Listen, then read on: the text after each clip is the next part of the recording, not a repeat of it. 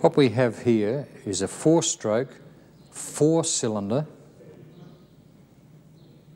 inline compression ignition or diesel engine. It's water-cooled. It has a fuel injection pump which takes the fuel from the fuel tank up through the feed pump to the fuel filter,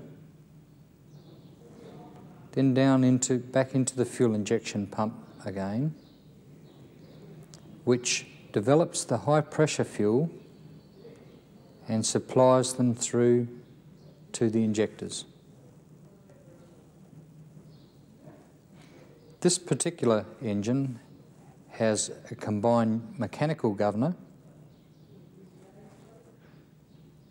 with a pneumatic governor. These tubes are connected to the Venturi unit in the induction manifold. The rest of the engine is very similar to the petrol engine because it is an automotive style engine used in a light vehicle where it has the oil filter as you would normally have in a petrol engine and an air cleaner element similar to the petrol engine.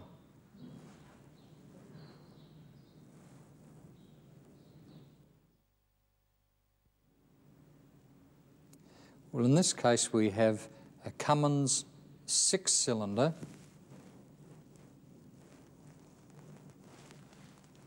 four-stroke diesel engine. One of the main unique components on the Cummins is its fuel injection system, in that it is the Cummins PT or pressure time fuel system, which is a special type of gear pump that provides the fuel out through an inlet to the injectors through one common line. And you can see these smaller inlet lines into the fuel injectors. They also have a return line into a common rail from each injector. The air cleaner element is a large, in this case, oil bath air cleaner. Allows the filtered air through the turbocharger where the pressure is increased and supplied into the induction manifold of the engine, so increasing the power available from the engine. In this case, it has a starting aid with a glow plug which is ignited prior to starting, and a fuel spray is atomised across that glow plug, so having burning inside the induction manifold before starting. When that occurs, you would then use or engage the electric starter motor. There are a number of components that have been, which are not standard on this engine, which have been fitted for experimental and testing purposes. The other important points, you'll notice that this one has a compressor. This is the charging system. The fuel filter, the main fuel filter, and the lubrication oil filter. It is a water-cooled four-stroke engine.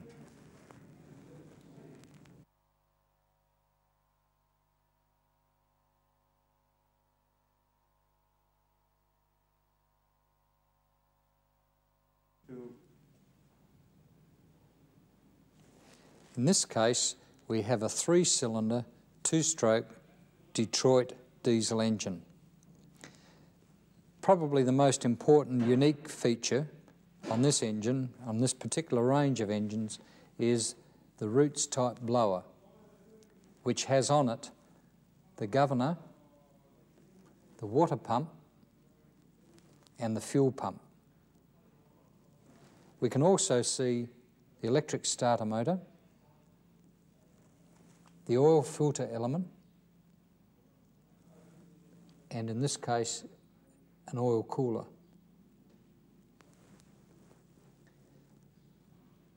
The roots blower takes the air from the air cleaner element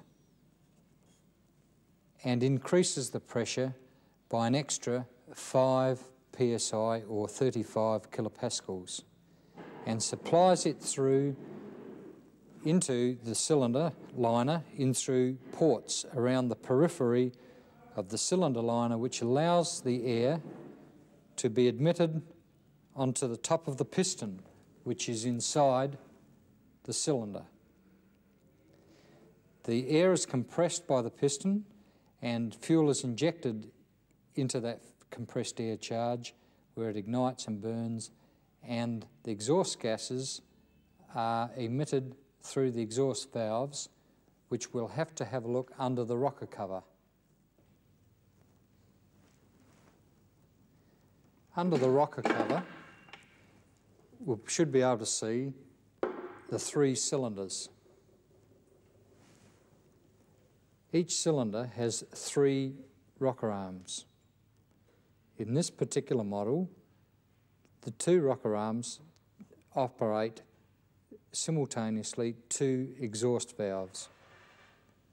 The central rocker arm operates the fuel injector. And the fuel injectors are operated simultaneously by the governor linkage mechanism.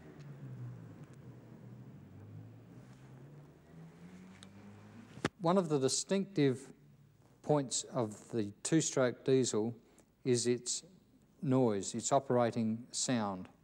And there are 2 distinct noises, one being the rattle of the 2-stroke operation and the other the moan that's obvious from the roots type blower.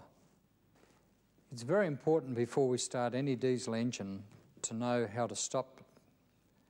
And with this one, it's simply a matter of overriding the governor with a manual control button. There is also an emergency shutdown which cuts off the supply of air to the roots type blower. Let's hear the distinctive sounds of a 2-stroke diesel engine as we start it up.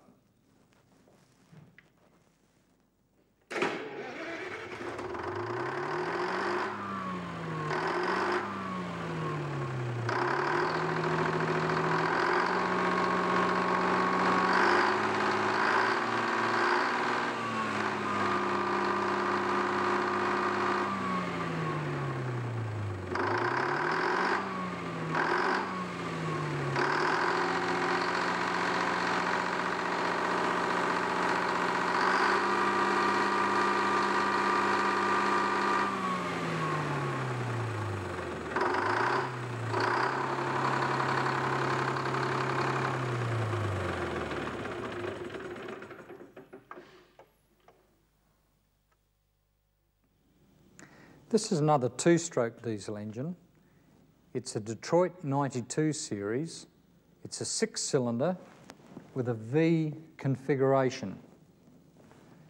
Again, it has a roots type blower. This time it's located in the valley between the 2 cylinder heads, but it has the added feature of an exhaust turbocharger, which is driven by the waste exhaust gases, which takes air and builds it up by about 1 atmosphere through to the roots type blower.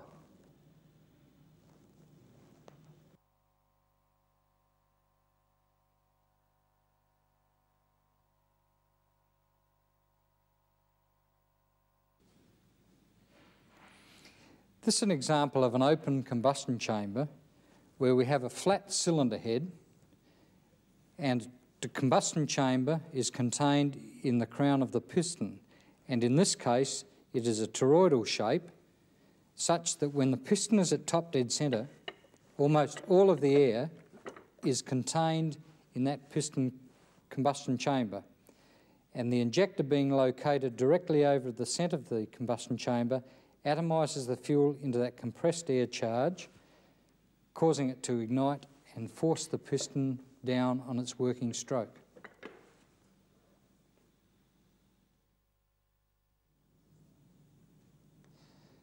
These are all examples of the many types of open combustion chambers. This one is a toroidal combustion chamber where all of the combustion chamber is contained in the piston crown. It also has clearance for the valve head so that when the piston is at top dead centre, the valve doesn't foul with the piston. The injector is usually located centrally over the piston crown and atomises the fuel into the combustion chamber where it ignites and forces the piston down. This is a hemispherical combustion chamber. Again, because of its shape, it's called the hemispherical combustion chamber, and it has clearances again for the valve heads. This is a man diesel combustion chamber, and it's a variation of the hemispherical combustion chamber. And if we look at the sectional view, you can see that the fuel injector again atomises the fuel into the combustion chamber where it ignites, where the fuel ignites and forces a piston down.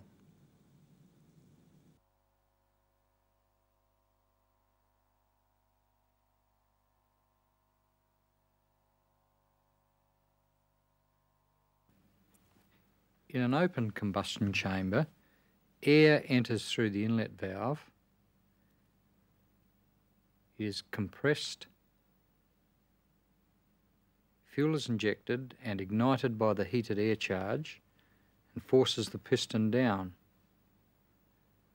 On the upstroke, the exhaust valve opens, allowing the exhaust gases out.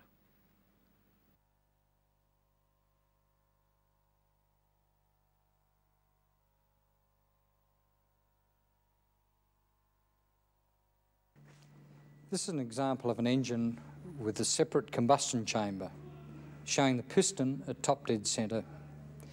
And as the piston is almost flat on the piston crown, almost all of the air is forced into the combustion chamber, and the injector is positioned such that it atomises into the combustion chamber where the air is so hot that it ignites that fuel and it starts to burn and issues from the throat of the combustion chamber back in on top of the piston, forcing the piston down.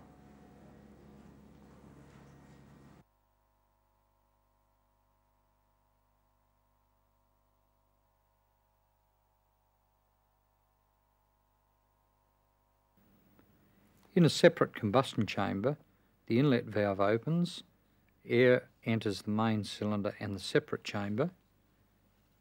On the compression stroke, the air is forced into the separate chamber, creating turbulence. Fuel is injected into the separate chamber and ignites, where it issues into the main chamber, forcing the piston down.